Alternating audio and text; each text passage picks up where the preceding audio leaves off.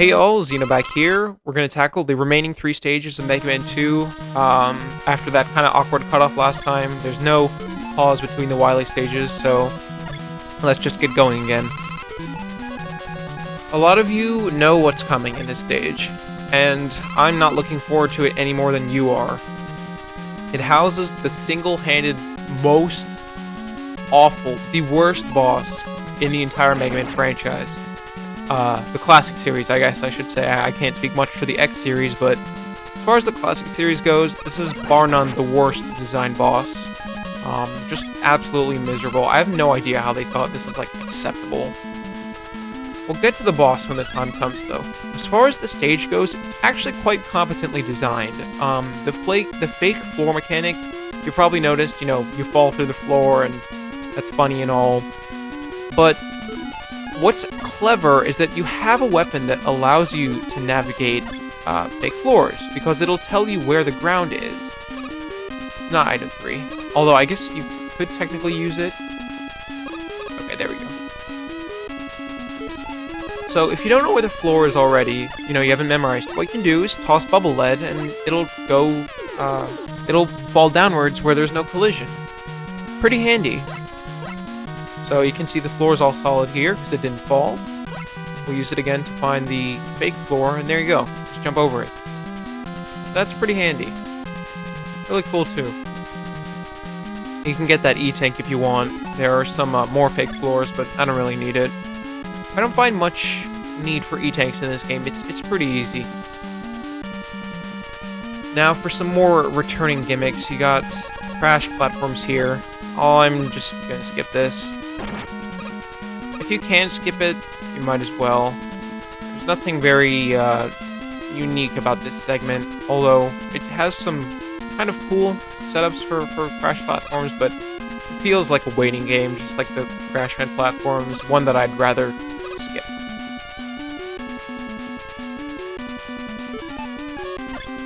Here you gotta do a lot of waiting if you want to wait for the actual platform. And I'll fall off. There we go, nice.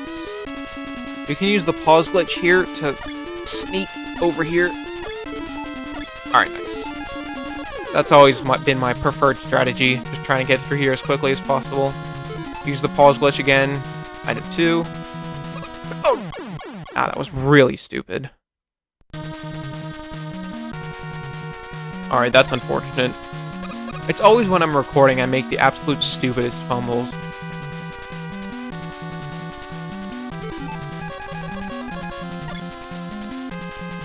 Actually, that's not gonna... Oh, that worked? Okay, I did not think that was gonna work.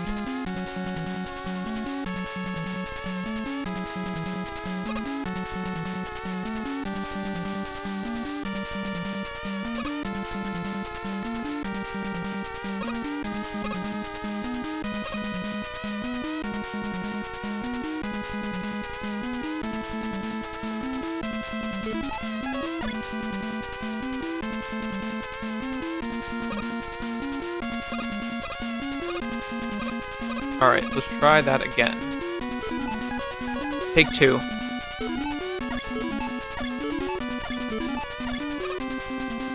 Hopefully I don't fumble again. If I mess this up again, I guess I'm just gonna do it legit. Okay, nope, nice.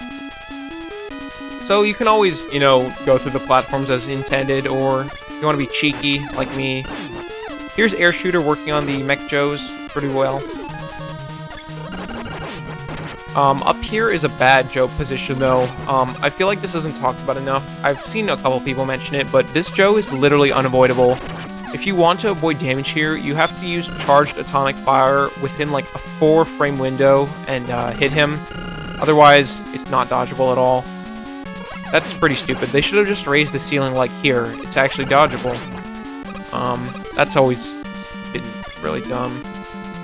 Alright, I'm definitely going to need an E-tank for this upcoming segment, but welcome to the worst boss in Mega Man history. Moving Trap. This is super infamous. I'd be surprised if any of you watching my videos don't know about this and are, avid Mega Man fans. What some of you might not know is that you can pause to, avoid the shots. Alright, I failed twice. but maybe I'll be able to do next time. Because pausing in Mega Man 2 also gives you brief invincibility for a few frames.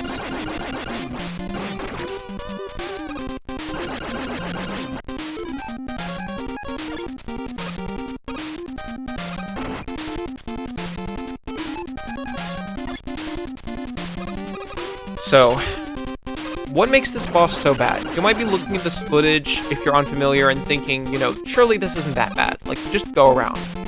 I'm gonna pause and just give a full rant about it.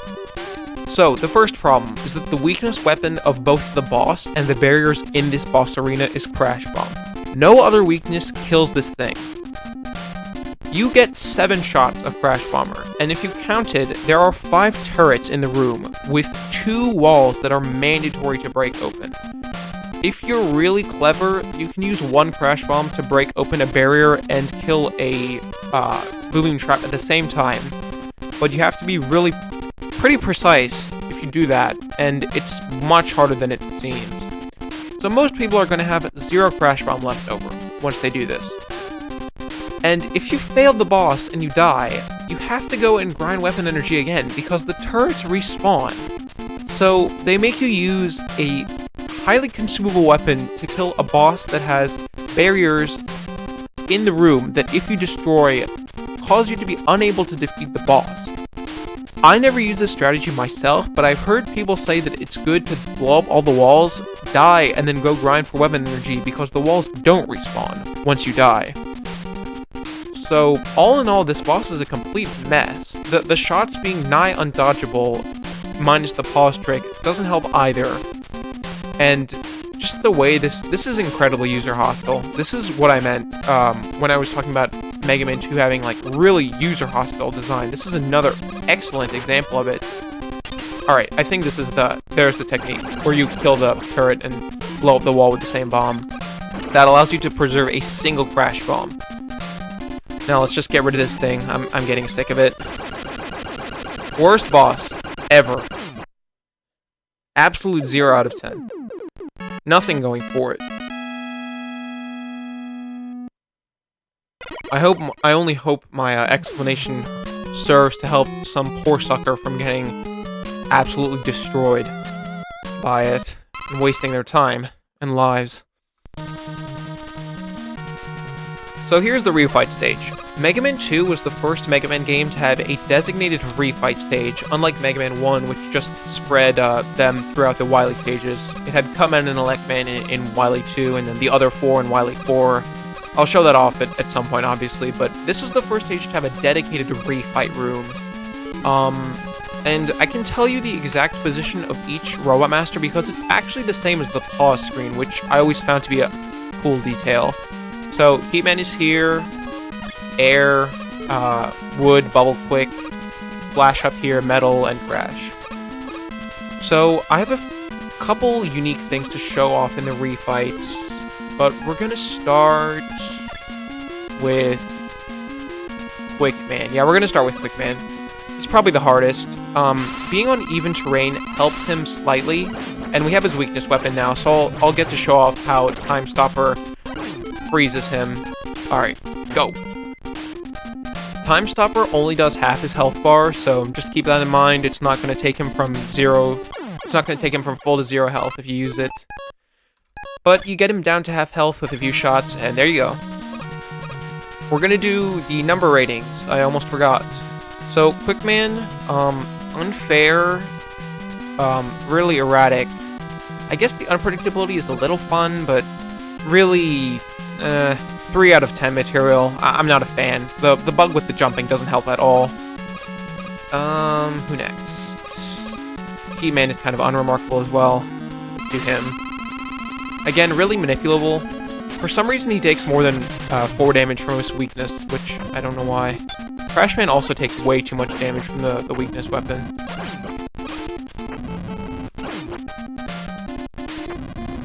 Heatman, kind of boring. I guess I like the manipulability of it. At least it's fair, for the most part, except for the flame spread attack, which is kind of hard to dodge. 4 out of 10. Still pretty lame. Do Airman. I don't like him either. hard to dodge tornado patterns. Not being able to slide. Like, if you could slide like in Mega Man 3, this would be way easier. Let's show off the Leaf Shield, destroying him. The Leaf Shield doesn't even go through the tornadoes, which I feel hampers the utility of the weakness. I think they really should have added a feature where it destroys his tornadoes. Airman, another 3 out of 10. Not very fair. Really boring, predictable. Just kind of not fun to have, like, RNG determine most of a boss's appeal. Who next? I guess Bubble Man. He's a bit better. Bubble Man is actually pretty cool. I like the way this fight is structured. You know, having to dodge the bubbles if you don't know about the strat. And him also being, like, manipulable if you do know about it. Let's fight in Buster only for some added entertainment. Yeah, I like this a lot. Probably 6 or 7. I think I'm gonna go with 7. Yeah, let's do 7. He's cool. Alright, let's do Flashman. Flashman I also find pretty appealing. His pattern... Oh, I just used an E-tank by mistake. His pattern is pretty cool. He dies a bit too quickly. The time stop thing is fine. You know, you jump, it's telegraphed. I think the fact that he jumps a bit too low... If he jumped a bit higher and you could, like, go under him a bit easier, it would be better. I think that's a 6. Let's do 6. Metal Man. Kind of predictable. I like manipulability of it. I think I'm also gonna go with 6. But the cool thing that everybody likes to talk about with Metal Man regarding Metal Blade is that he dies in 2 hits from it. There you go. We're gonna do 6 for him. Crash Man. Despite how predictable it is, the sheer, like, fun of it is something I can't get past. Like, I get a lot of enjoyment from trying to manipulate him in a way that allows me to hit him multiple times. I think I'm gonna have to be, like, sort of objective and say 7, because he's, you know, the weakness works really well, though. That's a plus. 7. And finally, Woodman. Not a fan of this one. It's dodgeable, but it's just kind of janky. I think I'm gonna go with 5. Let's do the jumping trick that I talked about earlier. Oh, I failed to get hit.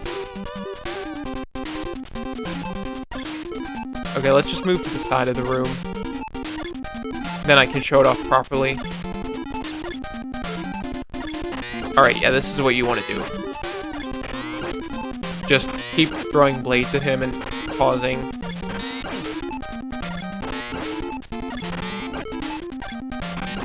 Oh. I guess this is a good opportunity to show off Air Shooter doing 4 damage to him, which is kind of bizarre still. But there you go, that's a wrap. So, one cool thing I don't usually get to do in my personal playthroughs, because I don't preserve that one last Crash Bomb, is, provided you don't get a game over and restore all your weapon energy, you can use that last Crash Bomb to pretty good effect here. The first phase is really weak to atomic fire. You just want to shoot it with that. It'll take it out in 2 hits. Ah, I messed up. There you go. And if you have a Crash Bomb left, what you want to do is aim it slightly below the cockpit so that it explodes. Okay, I aimed it poorly, but if I had aimed it at a time where he was going back and forth in the same spot, it would have worked a lot better.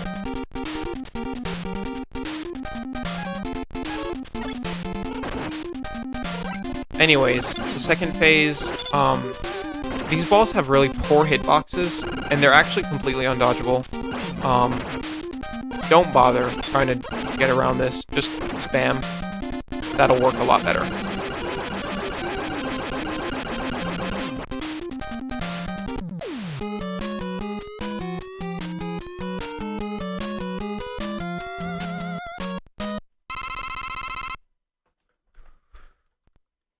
So we got our typical Mega Man fake out, which was actually introduced in this game. There was no such thing in Mega Man 1, but got this final stage, really eerie with no music. I've always liked this kind of suspense that this brought. If you, I don't have Time Stopper. You could use Time Stopper to freeze the acid drops here, which do 10 damage.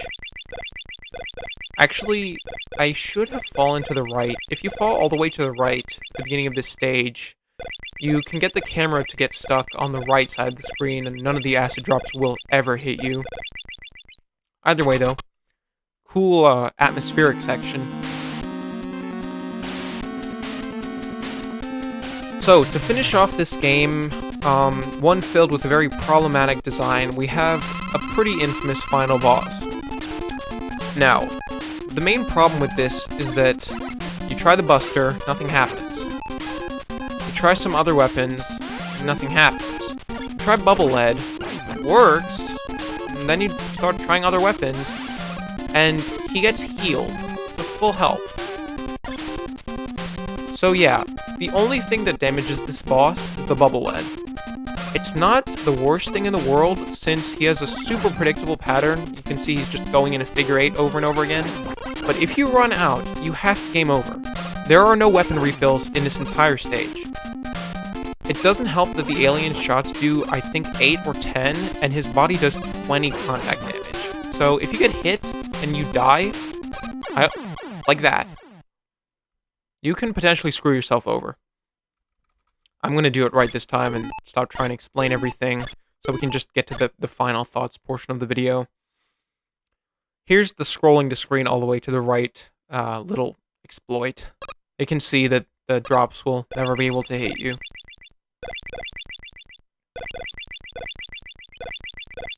Perfect for preserving your health, that's for sure.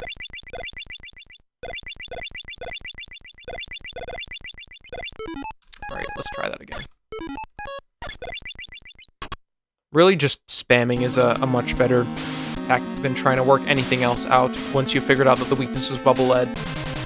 But this is definitely the cherry on top of a badly designed sundae.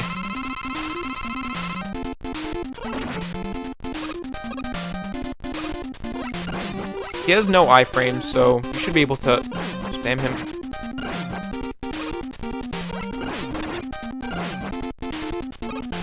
I don't know why I feel like I'm having so much more trouble with this than usual. Normally I have no problem with this.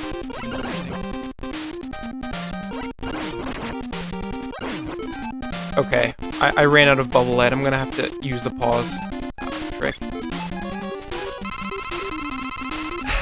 I guess I should have taken a moment to talk about this trick, but basically, if you switch off of either Metal Blade, Bubble Lead, or Quick Boomerang, because they all take less than 1 ammo per shot, you switch to a different weapon, you switch back, you get to shoot one more of it. Like, you can switch back and forth and not run out of ammo, so I can't believe I had to resort to that glitch to beat this, but yeah, if you run out of ammo with Bubble Lead, you can use that. It's kind of tedious, but better than having to game over.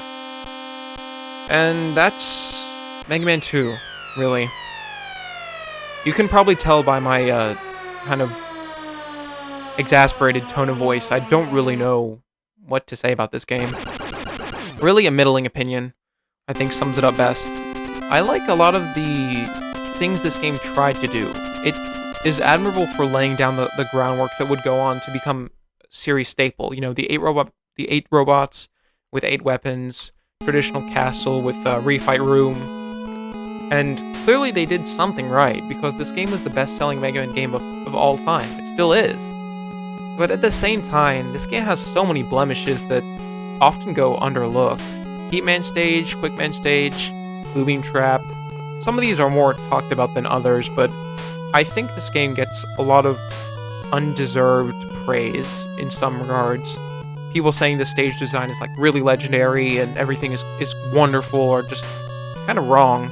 Look at Wily 3 if you want to see the absolute worst this game has to offer. Really just nothing stage design. The weapons really could have been better as well. The balance is severely tipped in favor of Metal Blade and Quick Boomerang. That's not to say that there isn't fun to be had, though, with the other weapons. Like you saw, you know. Crash Bomber, Time Stopper, all have cool little niche uses. It's fun for the veteran to discover these kinds of things, so upon repeated playthroughs, maybe consider stepping away from using the middle blade all the time. Get the title screen theme again for the credits, and that's about it.